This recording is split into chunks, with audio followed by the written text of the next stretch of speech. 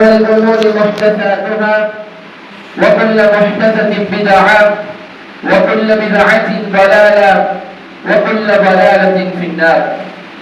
قال الله تبارك وتعالى في القرآن الكريم والفرقان المجيد: فأعوذ بالله من الشيطان الرجيم. بسم الله الرحمن الرحيم.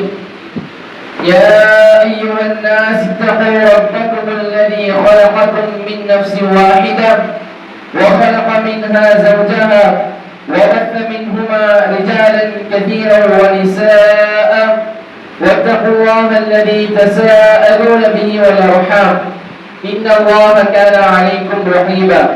وقال أيضا: يا أيها الذين آمنوا اتقوا الله حق تقاته ولا تموتن إلا وأنتم مسلمون. وقال أيضا: يا أيها الذين آمنوا اتقوا الله وقولوا قولا سديدا يصلح لكم أعمالكم ويغفر لكم ذنوبكم ومن يطع الله ورسوله فقد فاز فوزا عظيما. اللهم صل على محمد وعلى آل محمد كما صليت على إبراهيم وعلى آل إبراهيم إنك حميد مجيد. اللهم بارك على محمد وعلى آل محمد كما باركت على إبراهيم وعلى آل إبراهيم إنك حميد مجيد. புகழ்ச்சியும் ஏக இறைவனாகிய அல்லாஹ் ஒருவனுக்கே உரித்தாக்கி அவரது சாந்தியும் சமாதானமும் கண்மணி நாயகம் முஹம்மது முஸ்தபா ரசூலுல்லாஹி ஸல்லல்லாஹு அலைஹி வஸல்லம் அவர்கள் மீதும் அன்னாரின் வாழ்க்கை அடிச்சுவட்டை பின்பற்றி வாழ்ந்த உத்தம சத்திய சஹாபாக்கள் மீதும் தபிஈன்கள் மீதும் தபிஈன்கள் மீதும் ஜும்ஆவுடைய தினத்தில் அல்லாஹ்வின் கட்டளையை நிறைவேற்றுவதற்காக அவருடைய இறை இல்லத்தில் ஒன்று விரும்பியுள்ள நம் அனைவர் மீதும் நின்று நிலவட்டுமாக என்று பிரார்த்தனை செய்தவனாக அல்லாஹ் சுப்ஹானஹு வ தஆலாவை எந்த நிலையிலும் அஞ்சி வாழும்படி உங்களுக்கும் எனக்கும் உபதேசம் செய்தவனாக எனது உரையை ஆரம்பம் செய்கிறேன். அன்புள்ள சகோதரர்களே, சகோதரிகளே, இன்று ஜும்ஆவுடைய தினத்தில் நான் எடுத்துக்கொண்டுள்ள தலைப்பு ஈமானிய உறுதி. அல்லாஹ் சுப்ஹானஹு வ தஆலா தனது திருமறையில் கூறிக்காட்டுகிறான்: யா அய்யுஹன் நாஸ் இன்னா ஹலகனாக்கும் மின் ذكر وانثى وجعلناكم شعوبا وقبائل لتعارفوا ان اكرمكم عند الله اتقاكم. நாம் ஏற்றுக்கக்கூடிய இந்த இஸ்லாமிய மார்க்கத்தில் எந்த மனிதர்களுக்கு இடையிலும் ஏற்றத்தாழ்வு என்பது கிடையாது. பிற மதத்தில் இருக்கிற மாதிரி ஏற்றத்தாழ்வு என்பது நாம் ஏற்றுக்கக்கூடிய இந்த இஸ்லாமிய மார்க்கத்துல கிடையாது. எந்த மனிதருக்கு மத்தியில் இவர் சிறந்தவரே, இவர் தாழ்ந்தவரே, இந்த நேரத்துல இருக்கிறனால இவர் சிறந்தவரே, இந்த மொழியை பேசுறதுனால இவர் சிறந்தவரே, இந்த நாட்டை சார்ந்தனால இவர் சிறந்தவர் என்று ஏனைய மார்க்கத்தில் இருக்கிற மாதிரி, ஏனைய கொள்கைகள் இருக்கிற மாதிரி இந்த இஸ்லாமிய மார்க்கத்துல இந்த பிறப்புனால எந்த ஒரு சிறப்பும் கிடையாது, யாருக்கும் எந்த அந்தஸ்தும் கிடையாது, ஏற்றத்தாழ்வும் கிடையாது. அல்லாஹ் தனது திருமறையில் சொல்றான்: யா அய்யுஹன் நாஸ் இன்னா ஹலகனாக்கும் மின் ذكر وانثى. மனிதர்களே, உங்களை நாம ஒரு ஆண்ல இருந்தோ ஒரு பெண்ணில இருந்து படைச்சிருக்கோம். வஜஅல்னாக்கும் ஷுஊபா வ கபாயில. மேலும் உங்களை குலங்களாகவும் கோத்திரமாகவும் ஆக்கி இருக்கிறோம். எதுக்கு அப்படின்னா லிதஆரஃபு, உங்களுக்கு மத்தியில நீங்கள் அறிந்து கொள்வதற்காக. அல்லாஹ் அடுத்து சொல்றான்: இன்ன அக்ரமக்கும் இன்தல்லாஹி அத்காக்கும். உங்களிடத்துல பிறப்பால என்ற ஏற்றத்தாழ்வு கிடையாது, ஆனாலும் அல்லாஹ்விடத்துல சிறந்தவர் யார் தெரியுமா? இன்ன அக்ரமக்கும், அல்லாஹ்விடத்துல சிறந்தவர், அல்லாஹ்விடத்துல பாசத்திற்குரியவர், அல்லாஹ்விடத்துல கண்ணியத்தில் உயர்வானவர், உயர்ந்த அந்தஸ்தை உடையவர் யார் தெரியுமா? அத்காக்கும். உங்களில் அல்லாஹ்வை யாரே அஞ்சி வாழ்றீங்களோ அவர்கள்தான் அல்லாஹ்விடத்துல சிறந்தவர்கள். மனிதர்களிடத்துல பிறப்பால் எந்த ஏற்றத்தாழ்வு கிடையாது, ஆனால் தக்வானால ஈமான்ல உறுதியா இருக்கிறாரு, அவரே அல்லாஹ்விடத்துல ஏற்றமுடையவராக இருக்கிறாரு, அல்லாஹ்விடத்துல கண்ணியம் கூடுனவராக இருப்பார் என்பதாக அல்லாஹ் தனது திருமறையில் சொல்றான். நபிகள் ஸல்லல்லாஹு அலைஹி வஸல்லம் சொல்றாங்க: المؤمن القوي خير واحب الى الله من المؤمن الضعيف. ஈமான்ல பலஹீனமா இருக்கிறானே, ஈமான்ல பலஹீனமா இருக்கக்கூடிய ஒரு முஃமின் இருக்கிறாரே, ஒரு சின்ன சோதனை வந்துட்டா, ஒரு சின்ன கஷ்டம் வந்துட்டா அவருடைய ஈமான் அப்படியே அவருக்கு ஈமான் இல்லாம போகுது.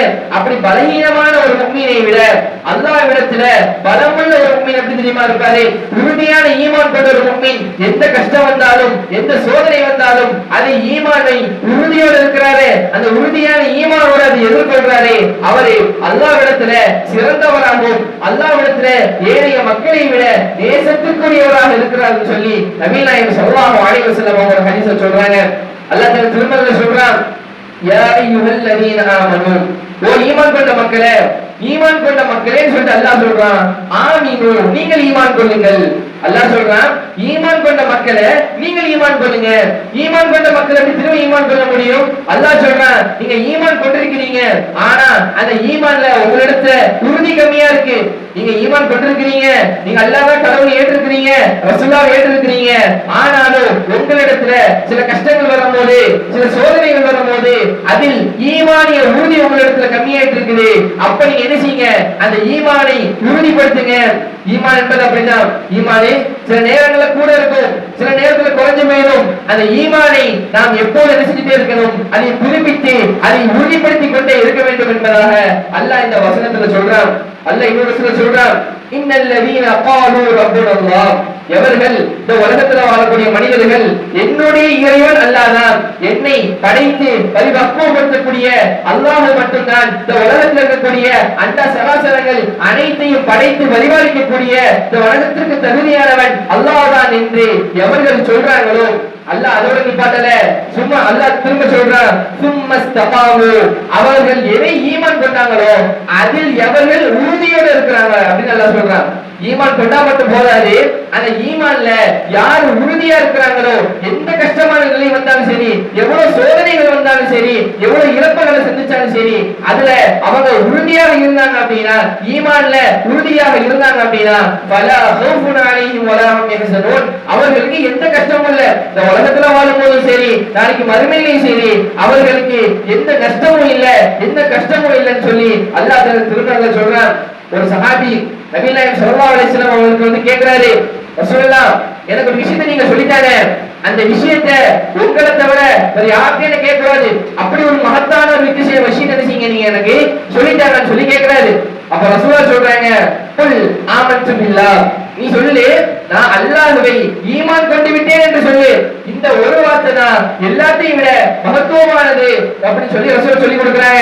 ரசூல் அதோட முடிக்கல, பிறகு நீ எதை உறுதியாக நம்பினியோ, நீ ஈமான் கொண்டுட்டேன்னு சொல்ற, அந்த ஈமானில் நீ கடைசி வரைக்கும் எந்த சோதனை வந்தாலும் எவ்வளவு கஷ்டம் வந்தாலும் இந்த உலகத்தில் உள்ள எல்லாரும் உனக்கு எதிராக நின்றாலும் நீ ஈமானில் உறுதியோடு இரு, அதுதான் நான் சொல்லக்கூடிய உனக்கு சொல்லக்கூடிய உபதேசமாக இருக்குதுன்னு சொல்லி நபிகள் நாயகம் ஸல்லல்லாஹு அலைஹி வஸல்லம் சொல்றாங்க.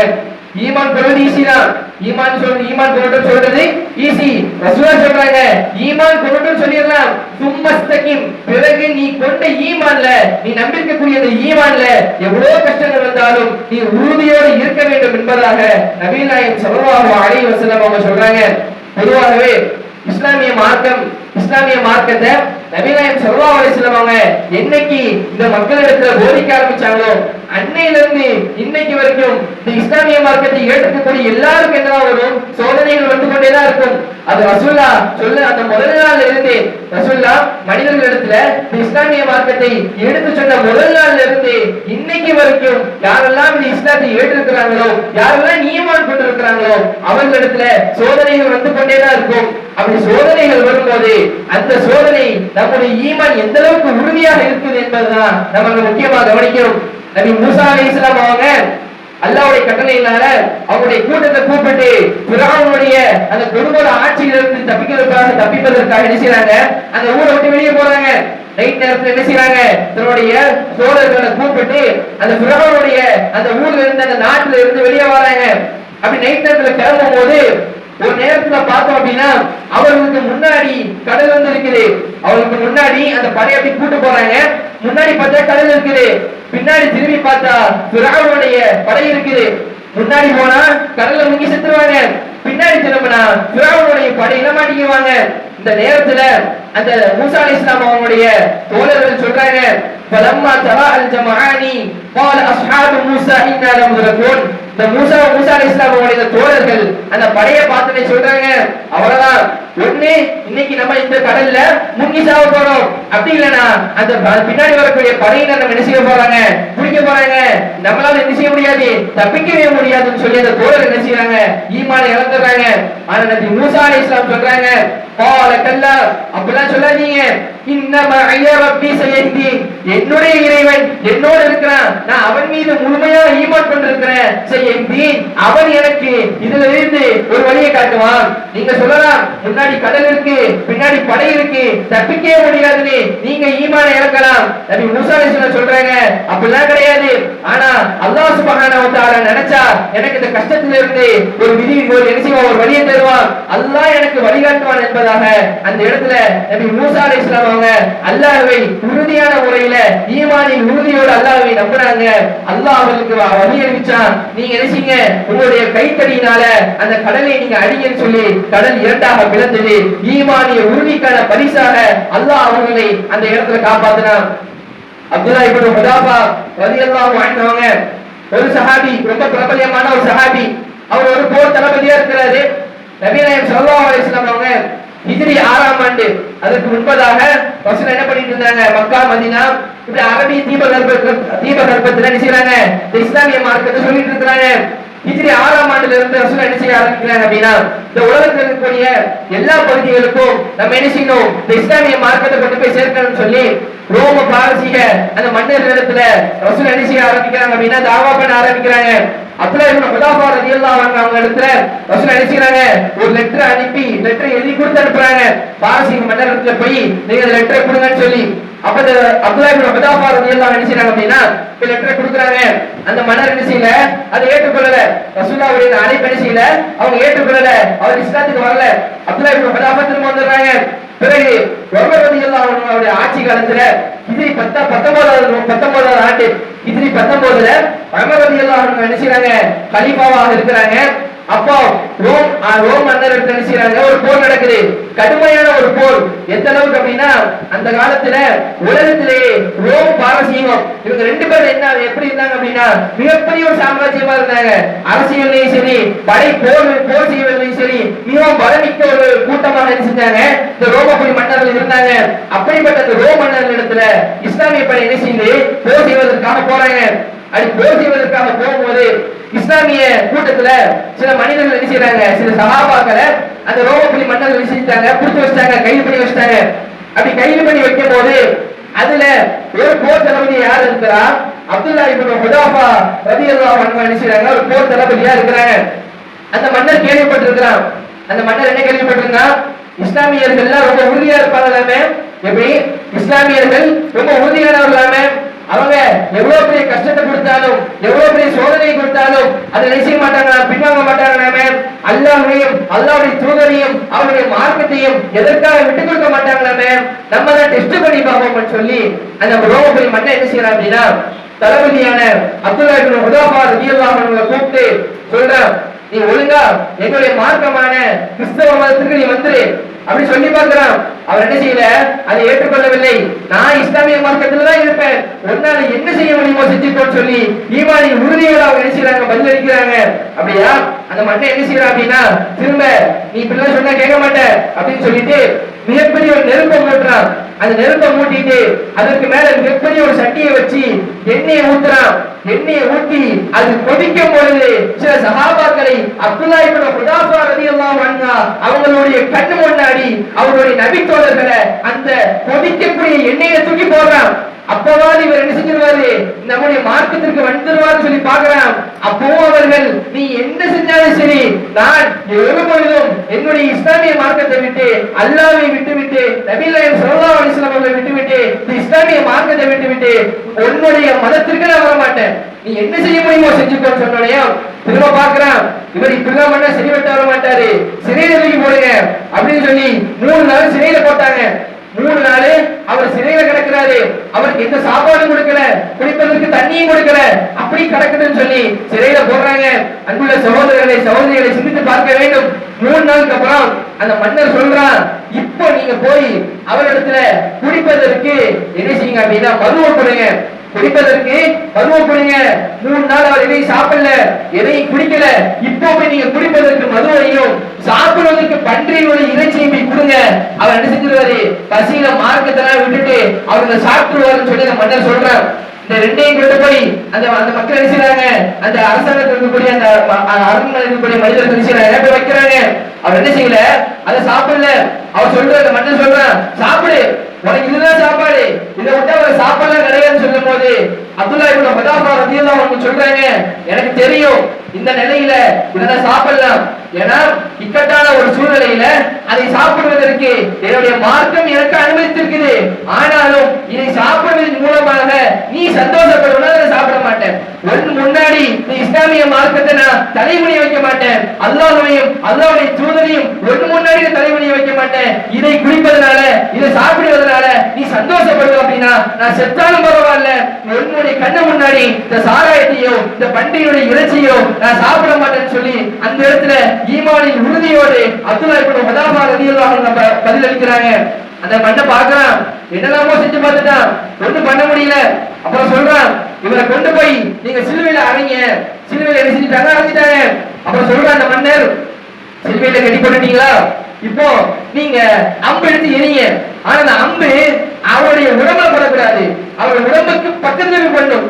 அது பக்கத்துல நினைச்சீங்க, நீங்க போய் அடிங்க, அந்த அம்பை கொண்டு எரிங்க.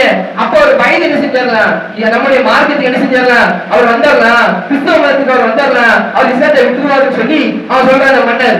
அவங்க நினைச்சுக்கிறாங்க, அம்பை கொண்டு எரிகிறாங்க, பக்கத்துல எரிகிறாங்க, உடம்புக்கு ரொம்ப பக்கத்துல எரிகிறாங்க. அப்போ அப்துல்லா இப்னு ஹுதாஃபா ரலியல்லாஹு அன்ஹுடைய கண்ணுல இருந்து கண்ணீர் வடியுது. அதை பார்த்துட்டு அந்த மன்னர் சொல்றான், அவ்வளவுதான் அழுதுட்டாரு, உயிர் பயம் வந்துட்டு இப்ப என்ன செஞ்சிருவாரு, நம்முடைய மார்க்கத்துக்கு வந்துடுவாருன்னு சொல்லி சொல்றான். அப்ப அப்துல்லா இப்னு ஹுதாஃபாவை கீழே இறக்கிட்டு ரலியல்லாஹு அன்ஹு அவனை கீழே இறக்கிட்டு கேட்கிறான், அழுதுட்டல்ல, என்னுடைய மார்க்கத்துக்கு வந்துடுவா அப்படின்னு சொல்லும் போது அப்துல்லா இப்னு ஹுதாஃபா ரலியல்லாஹு அன்ஹு சொல்லக்கூடிய வார்த்தையை நாம் சிந்தித்து பார்க்க வேண்டும். அவங்க சொல்றாங்க, நான் ஒன்னும் உயிருக்கு பயந்து அழல, நான் எதற்கு அழுதேன் தெரியுமா, எனக்கு இருப்பதே ஒரே ஒரு உயிர் தான். எனக்கு என்னுடைய உடம்பில் இருக்கக்கூடிய முடி அளவுக்கு உயிர் இருந்துச்சு அப்படின்னா அத்தனை உயிரையும் அல்லாஹ்வுடைய பாதையில் நான் ஷஹீதா இருப்பேன், அதை நினைத்து அழுகிறேன். எப்படி அவர் சொல்றாரு, இப்ப நீங்க என்னை கொன்னுட்டீங்க அப்படின்னா ஒரு உயிர் தான் எனக்கு இருக்குது, ஒரு ஷஹீது தான் என்னால் ஆக முடியும். ஆனா என்னுடைய உடலில் இருக்கக்கூடிய ரோமங்கள் அளவிற்கு எனக்கு உயிர் இருந்துச்சு அப்படின்னா அத்தனை உயிர்களையும் அல்லாஹ்வின் பாதையில நான் அந்த உயிர்களை விட்டு ஷஹீதா இருப்பேன். அந்த ஒரு அந்தஸ்து எனக்கு கிடைக்கலையே, அந்த ஒரு வாய்ப்பு எனக்கு கிடைக்கல என்பதை குறிச்சுதான் நான் அழுகிறேன் தவிர என்னுடைய இந்த பயங்காட்டு வித்தைக்கு நான் பயப்படலை என்பதாக அப்துல்லா இப்னு ஹுதாஃபா ரலியல்லாஹு அன்ஹு அவங்க எந்த நிலையிலும் ஈமானை இழக்காமல் ஈமானின் உறுதியோடு இருந்தாங்க என்பதை இந்த வரலாற்றின் மூலமாக நம்மால் காண முடியுது. பிறகு அந்த மன்னருக்கு ஒண்ணுமே பண்ண முடியல, இவரை என்ன பண்ணாலும் ஒண்ணு செய்ய முடியாதுன்னு சொல்லிட்டு கடைசி அந்த மன்னர் சொல்றான், நான் சொல்றது இது ஒன்னையாவது கேள்வி, என்னுடைய நெத்தியில முத்தமிட்டுட்டாலும் நீங்க இருந்து போயிரு, இந்த பேச்சையாவது கேள, நான் சொல்றேன் இந்த ஒரு கட்டளையாவது நீ கேள்வி சொல்லும்போது அப்பவும் சொல்றாங்க, ஒரு நெத்தியில நான் முத்தமிடுறேன், ஆனா என்னுடைய இப்படிப்பட்ட எல்லா சஹாபாக்களையும் நீ செய்யணும் விடுதலை செய்யணும் சொன்னோனையோ அந்த நிபந்தனைக்கு உட்பட அந்த மக்கள் அப்துல்லா இப்னு ஹுதாஃபா ரலியல்லாஹு அன்ஹு நினைச்சுறாங்க, அவருடைய நெத்தியில முத்தமிடுறாங்க. அப்ப அந்த மன்னர் சந்தோஷப்படுறான், நான் சொன்ன ஒன்னையாவது இவர் கேட்டுட்டாருன்னு சொல்லி அந்த மன்னர் சந்தோஷப்படுறான். அப்படின்னா அப்துல்லா இப்னு ஹுதாஃபா ரலியல்லாஹு அன்ஹு அவங்க ஈமான்ல ரொம்ப உறுதியோட இருந்தாங்க. அவர்களுக்கு தெரியும் இது ஒரு நிர்பந்தமான சூழ்நிலை தான், நிர்பந்தமான கட்டம் தான், அதுல நம்ம சாராயத்தை குடிக்கலாமே, பண்டிகை சாப்பிடலாம்னு சொல்லி அவங்களுக்கு தெரியும். ஆனாலும் ஈமானில் உறுதியாக இருந்ததுனால எப்படிப்பட்ட சூழல் வந்தாலும் சரி, எந்த நிலை வந்தாலும் இஸ்லாமிய மார்க்கத்தை நான் விட்டுக் கொடுக்க மாட்டேன் என்பதாக உறுதியாக இருந்தாங்க. அன்புள்ள சகோதரரை சிந்தித்து பார்க்க வேண்டும். ஆனா இன்னைக்கு நமக்கு பெரிய நிர்பந்தம்லாம் ஒண்ணு இல்ல, பெரிய நிர்பந்தம்லாம் ஒண்ணு இல்ல, ஆனாலும் நம்ம நம்மளே செஞ்சுக்கிறோம், அதை அவ்வளவு பெருசுபடுத்திக்கிறோம். வட்டிலாம் வாங்காம பிசினஸ் பார்க்க முடியுமாங்க, லோன் எடுக்காம வீடு எடுக்க முடியுமாங்க, பைக்கு லோன் எடுக்காம பைக் வாங்க முடியுமாங்க, காருக்கு லோன் இல்லாம வாங்க முடியுமாங்க? இந்த இந்தியாவில எல்லாமே நிர்பந்தங்க, நிர்பந்தம் இல்லாம எது பண்ண, நிர்பந்தமான சூழ்நிலை என்ன பண்ண முடியும்னு சொல்லி நம்மளே என்ன செஞ்சுக்கிறோம், ஏதோ ஒரு பெரிய நிர்பந்தம் மாதிரி நம்மளே நம்மளுக்கு என்ன செஞ்சுக்கிறோம், ஆறுதல் சொல்லிக்கிறோம். அப்துல்லா இப்னு ஹுதாஃபா உயிர் போற நிலை வந்தாலும் நிர்பந்தமான சூழ்நிலையிலும் கூட இஸ்லாமிய மார்க்கத்தை எதற்காகவும் விட்டுக் கொடுக்க மாட்டேன் என்று உறுதியோடு இருந்தார்கள் என்பதை வரலாற்றின் மூலமாக காண முடிகிறது. பிலால் இப்னு ரவாஹ் ரலியல்லாஹு அன்ஹு அவங்க ஆரம்ப காலத்துல இஸ்லாத்தை ஏற்றுக்கொள்றாங்க. அவர் என்ன செய்யறாரு அப்படின்னா, ஆரம்ப காலத்துல இஸ்லாத்தை ஏற்றுக்கொண்டு அடிமையாக இருக்கிறாரு. அவரை அடிச்சோம் அப்படின்னா கேட்பதற்கு எந்த ஆளும் கிடையாது. அவரை மிகப்பெரிய ஒரு சித்திரவதைக்கு உட்படுத்தப்படுறாரு. எந்த அளவுக்கு அப்படின்னா, பாலைவனத்துக்கு கூட்டு போவாங்க. பாலைவனத்துக்கு கூட்டு போயிட்டு நிர்வாணமாக ஆக்கி உடல் இருக்கக்கூடிய எல்லா ஆடைகளையும் எடுத்துட்டு பாலைவன வெயில்ல அந்த சுடு மணல்ல அவரை போட்டு புரட்டுவாங்க. அவரை போட்டு புரட்டி விட்டு பெரிய பாலங்களுக்கு என்ன செய்வாங்க, அவருக்கு மேல வைப்பாங்க. மேல வச்சுட்டு சொல்லுவாங்க, உன்னுடைய அல்லாஹ்வுடைய இந்த மார்க்கத்தில் நீ வந்துரு, இஸ்லாமிய மார்க்கத்தை விட்டு வெளியே வந்துரு, முகமது நபின்னு சொல்லும் போது அவர் சொல்லுவாரு, அல்லாஹு அஹத், அல்லாஹு அஹத், அல்லாஹ் ஒருவன் தான், வணக்கத்திற்கு தகுதியானவன் அல்லாஹ் ஒருவன் தான், நீ என்ன செய்ய முடியுமோ செஞ்சுக்கோ சொல்லி அவர் சொல்லுவாரு. சுத்தி நிற்கிறவங்க எல்லாம் அந்த பாலைவன மணல்ல சுடு மணல்ல போட்டுட்டு அவருடைய மூஞ்சில துப்புவாங்களாம். அவருடைய காலால் எட்டி உழைப்பாங்க. அவருடைய உடம்பெல்லாம் ரத்தம் சொட்டும். அப்போ அவர் சொல்லுவாரு, அல்லாஹு அஹத், அல்லாஹு அஹத், வணக்கத்திற்கு தகுதியானவன் அல்லாஹ் மட்டும்தான், நீ என்னை என்ன பண்ணாலும் பரவாயில்ல, என்னுடைய மார்க்கத்திலிருந்து நான் ஒருபொழுதும் வரமாட்டேன் என்று உறுதி ஈமானில் உறுதியாக இருந்தாங்க. அவங்களே எல்லாமோ செஞ்சு பாக்குறாங்க. இறுதியில பிலால் இப்னு ரவாஹ் ரலியல்லாஹு அன்ஹுடைய கழுத்துல ஒரு கயிறை கட்டுறாங்க. கயிறை கட்டிட்டு அந்த மக்கமா நகரத்தில் இருக்கக்கூடிய சிறுவர்களுடைய கையில கொடுத்துருவாங்க. அந்த சிறுவர்கள் எல்லாரும் சேர்ந்து அந்த கையில பிடிச்சி இழுத்துட்டே போவாங்க. பிலால் இப்னு ரவாஹ் ரலியல்லாஹு அன்ஹு அந்த மண்ணில் அப்படி வசிட்டே போவாங்க. அந்த மேடு பல்லன் வரும்போது அவருடைய உடம்புல அது பட்டு ரத்தங்கள் வடியும். ரத்தங்கள் சொட்ட சொட்ட அவர்களை இழுத்துக் கொண்டு தர இழுத்துக் கொண்டே போவாங்க. அப்பொழுதும் கூட அவங்க என்ன செய்யல அப்படின்னா, ஈமானில் உறுதியாக இருந்தாங்க. நீ என்ன பண்ணாலும் பரவாயில்ல, நான் ஒரு பொழுதும் என்ன செய்ய மாட்டேன், இந்த இஸ்லாமிய மார்க்கத்தை விட்டு வரமாட்டேன்.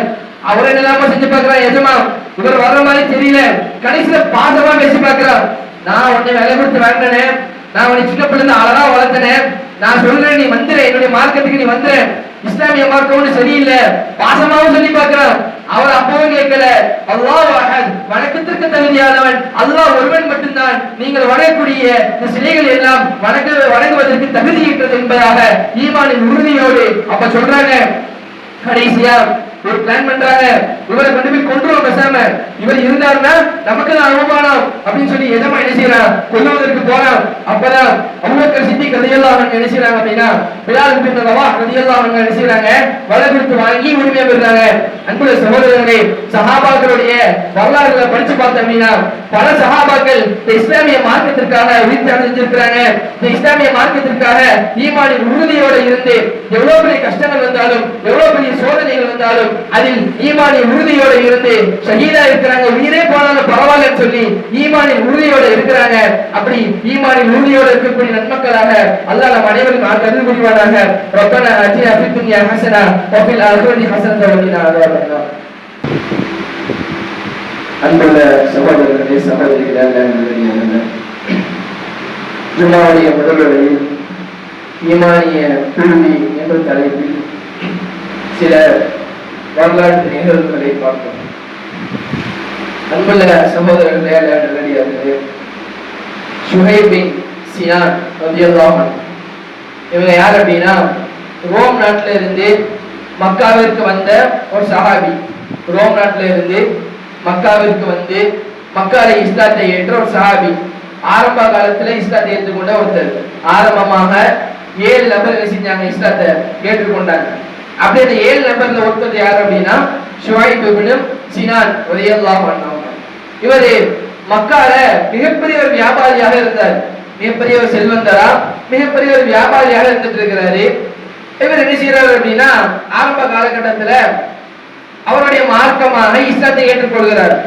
இஸ்லாத்தை ஏற்றுக்கொண்டதன் காரணமாக மக்கால இருக்கக்கூடிய மக்கத்து காஃபிர்கள், மக்கத்து முஸ்லிக்கீன்கள் என்ன செய்யறாங்க அப்படின்னா, இவரை பிடிச்சி பல சித்திரவதைக்கு உட்படுத்தப்படுகிறார். இவர் என்ன செய்வாங்க அப்படின்னா, இவரை கூட்டு போயிட்டு பாலைவனத்துல இவருக்கு மேல இரும்பு கவசங்கள் எல்லாத்தையும் அணிவிச்சிருவாங்க.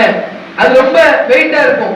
அதை கொண்டு இவருக்கு மேல எல்லாத்தையும் போட்டுட்டு காலில் கூடிய செருப்பு எல்லாத்தையும் அவுத்து விட்டுட்டு பாலைவனத்தை விட்டுட்டு வந்துருவாங்க. பாலைவனத்துல இரும்பு கவசங்களை இவருக்கு மேல போட்டுட்டு இருக்கக்கூடிய செருப்பு எல்லாத்தையும் அவுத்து விட்டுட்டு இவங்க பாட்டுக்கு வந்துடுவாங்க. அவர் அந்த பாலைவன வெயில்ல சுட்டரிக்கக்கூடிய அந்த மணல்ல செருப்பு இல்லாம அந்த இரும்பு கவசத்தோட என்ன செய்வாரு, நடந்து வருவாரு.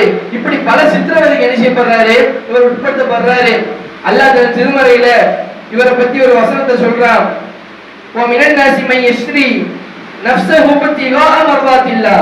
மனிதர்கள்ல சிலர் இருக்கிறாங்க, அந்த மனிதர்கள் எப்படிப்பட்டவர்கள் தெரியுமா? மை யஸ்ரி நஃப்ஸஹு பித்திகா மர்வாத்தில்லா, அல்லாஹ்வுடைய பொருத்தத்திற்காக, அல்லாஹ் நாளை மறுமையில நமக்கு சொர்க்கத்தை தரணும் என்பதற்காக, அல்லாஹ்வுடைய பொருத்தத்திற்காக, அல்லாஹ்வுடைய பாசத்திற்காக, அல்லாஹ்வுடைய நேசத்திற்காக இந்த உலகத்துல அவர்களை மாய்க்கக்கூடியவர்களாக இருக்கிறாங்க. இந்த உலகத்தின் மீது பெரிய ஆசையும் ஒண்ணு இல்லாம இந்த உலகத்துல பற்றற்று நாளைக்கு மறுமை நாளுக்காக இந்த உலகத்துல இந்த உலகத்துல வாழும் போது அவர்களை உயிர் மாய்க்கக்கூடியவர்களாக இருக்கிறாங்கன்னு சொல்லி அல்லாஹ் தன் திருமறையில சொல்றான். அல்லாஹ் இன்னொரு வசனத்துல சொல்றான், இன்னல்லாஹ் அஷ்தரா மினல் முஃமினீன, முஃமினீன்கள்ல சில மனிதர்கள் இருக்கிறாங்க. இஷ்தரா அன்ஃபுஸஹும் வ அம்வாலஹும் பிஅன்ன லஹுல் ஜன்னah, அவர்கள் இந்த உலகத்துல வாழும்போது அவருடைய செல்வத்தையும் அவருடைய உயிர்களையும் அல்லாஹ்வுக்காக விட்டு விடுகிறார்கள். அல்லாஹ்வுக்காக அதை விட்டு விடுகிறார்கள். அல்லாஹ் அதற்கு பகரமாக நாளைக்கு மறுமை நாள்ல அவர்களுக்கு சொர்க்கத்தை கொடுப்பார் என்பதாக அல்லாஹ் தன் திருமறையில சொல்றான். அன்புள்ள சகோதரர்களே, சிந்திச்சு பார்க்க வேண்டும். இப்போ நம்ம வாழக்கூடிய இந்த சம காலகட்டத்துல கூட இந்த இஸ்லாமிய மக்கள்ல சிலர் சோதிக்கப்படுறாங்க. நமக்கு திரும்ப திரும்ப சொல்றதா, பலஸ்தீன வாழக்கூடிய மக்கள் இன்று வரைக்கும் அவங்க என்ன செய்யறாங்க, சோதிக்கப்பட்டு கொண்டேதான் இருக்கிறாங்க. அவர்கள் கூட எப்படி இருக்கிறாங்க, ஈமான்ல உறுதியோட இருக்கிறாங்க. பல வீடியோக்களை நம்ம பார்க்கிறோம். சின்ன குழந்தையில இருந்து மிகப்பெரிய ஒரு முதியவர் வரைக்கும் என்ன சொல்றாங்க அப்படின்னா, எவ்வளவு சோதனை வந்தாலும் அம்மாவை இழந்த குழந்தை, அத்தாவை இழந்த குழந்தை எல்லாரும் என்ன சொல்றாங்க, அல்ஹம்துலில்லாஹ் ஹஸ்பி அல்லாஹு வ நிஅமல் வக்கீல், அல்லாஹ் எங்களுக்கு போதுமானவன், அல்லாஹ் தான் எங்களுடைய பாதுகாவலர் என்பதாக அவர்கள் கூட ஈமானில் உறுதியோட இருக்கிறாங்க. நாம எந்த ஒரு கஷ்டமும் இல்லாம பெரிய சோதனை ஒண்ணு இல்லாம சந்தோஷமா வாழ்ந்து கொண்டு இருக்கிறோம். ஆனா இங்க உட்கார்ந்து நம்மளுடைய ஈமான் எப்படி இருக்குது, நம்ம சொல்றோம் பலஸ்தீன் மக்கள் எவ்வளவு கஷ்டப்படுறாங்க, அல்லாஹ் அவர்களுக்கு உதவினா தான் என்னன்னு சொல்லி அல்லாஹ் மீது கோபப்படக்கூடியவர்களாகவும் அல்லாஹ்வுடைய ரஹ்மத்து மீது நிராசை அடையக்கூடியவர்களாக நம்ம இருக்கிறோம். ஆனா அவங்க கூட அல்லாஹ்வுடைய ரஹ்மத்துல எந்த ஒரு நிராசை அடையல, அல்லாஹ்வுடைய உதவியில நிராசை அடையல. அவர்கள் இன்று வரைக்கும் என்னதான் சொல்றாங்க, ஹஸ்பி அல்லாஹு வ நிஅமல் வக்கீல், அல்லாஹ் எங்களுக்கு போதுமானவன், அல்லாஹ் எங்களை பாதுகாப்பான், அல்லாஹ்வே எங்களுடைய பொறுப்பாளர்னு சொல்லி அவங்க ஈமானில் உறுதியோட இருக்கிறாங்க. நம்மளுடைய ஈமான் எந்த அளவுக்கு உறுதியாக இருக்கிறது என்பதை நாம் என்ன செய்யணும், அடிக்கடி சிந்தித்து பார்க்க கடமைப்பட்டுள்ளோம். நபிகள் நாயகம் ஸல்லல்லாஹு அலைஹி வஸல்லம் அவங்க அதனாலதான் அடிக்கடி துஆ செய்ய சொல்லுவாங்க, யா முகல்லிபல் குலூப் சப்பித் கல்பி அலா தீனிக், உள்ளத்தை புரட்டக்கூடியவனே என்னுடைய உள்ளத்தில் இந்த ஈமானை, இந்த இஸ்லாமிய மார்க்கத்தில் ஏற்றிருக்கக்கூடிய உள்ளமாக என்னுடைய உள்ளத்தை ஆக்கிறேன். அல்லாஹ்விடம் துஆ செய்யணும், யா முகல்லிபல் குலூப், உள்ளத்தை புரட்டக்கூடியவனே சப்பித் கல்பி அலா தீனிக், உன்னுடைய மார்க்கத்தில் இருக்கக்கூடிய உள்ளமாக, உன்னுடைய மார்க்கத்தில் ஈமானில் உறுதியாக இருக்கக்கூடிய உள்ளமாக என்னுடைய உள்ளத்தை நீ ஆக்கிவிடு என்பதாக அல்லாஹ்விடத்தில் நபிகள் நாயகம் ஸல்லல்லாஹு அலைஹி வஸல்லம் அவங்க அதிகமாக பிரார்த்தனை செய்ய கட்டளையிட்டு இருக்கிறாங்க. ஆகவே ஈமானில் எவ்வளவு கஷ்டம் வந்தாலும், எவ்வளவு பெரிய சோதனை வந்தாலும், எவ்வளவு பெரிய இக்கட்டான சூழ்நிலை வந்தாலும் ஈமானில் உறுதியோடு இருந்து வாழ்ந்து மரணிக்கக்கூடிய பாக்கியத்தை அல்லாஹ் நம் அனைவருக்கும் தந்த அருள் புரிவானாக. ரப்பனா ஆத்தினா ஃபித் துன்யா ஹஸனா வ ஃபில் ஆখিরাতি ஹஸனத வ கினா அஸாபன்னார். இன்னல்லாஹ யஅமுரு பில் அத்லி வல் இஹ்சான் வ ஈதாஇ தில் குர்பா வ யன்ஹா அனில் ஃபஹ்ஷாஇ வல் முன்கரி வல் பகி யஇதுக்கும் லஅல்லக்கும் ததக்கரூன் வ லதிக்ருல்லாஹி அக்பர்.